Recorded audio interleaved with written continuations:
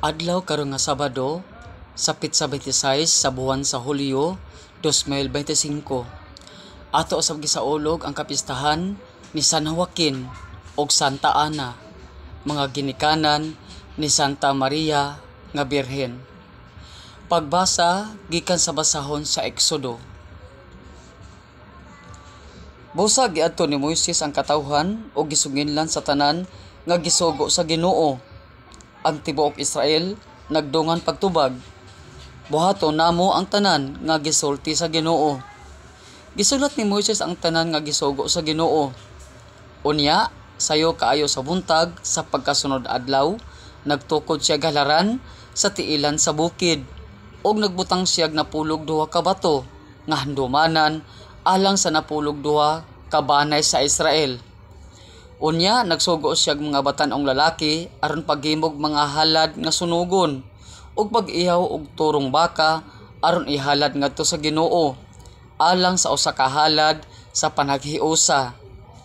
Unya gikuha ni Moises ang katunga sa dugo ug gisulod sa mga dulang. Ang katunga gisablig niya sa halaran.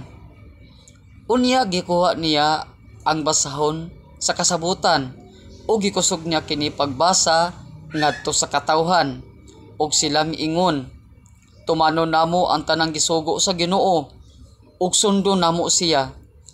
Unya gikuha ni Moises ang dugo nga diya sa mga dulang ug gisablig sa katawhan.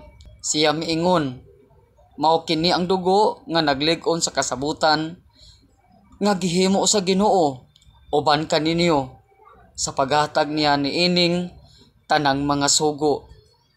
Ang pulong sa Ginoo. Salamat sa Dios.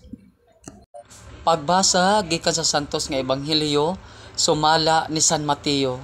Himayaon ikaw o Ginoo. Unya misugilon si Jesus kanilag laing sambingay.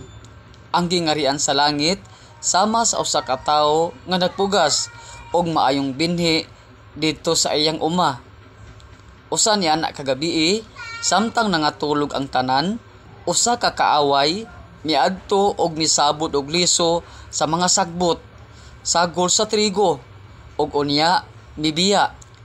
Sa nakatubo na ang mga tanom ug misugod na pagbuswak ang mga uhay, diha pa mailhi ang mga sagbot.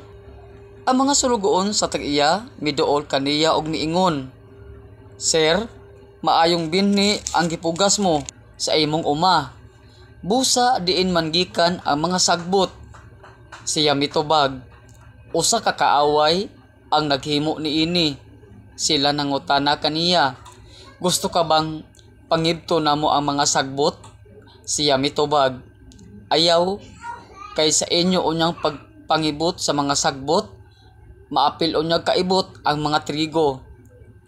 Pasagdi ninyo ang trigo ug ang mga sagbot magdungag tubo hangtod sa ting-ani, kay ingnon kuraon niya ang mga mangangani. Ibtan ninyo pag-una ang mga sagbot, bugkusa kini ug ilabay ngadto sa kalayo. Apan tiguma ang trigo ug gipusa didto sa akong kamalig. Mga igsuon ang ebanghelyo sa atong Ginoo. Daygon ikaw, O Kristo.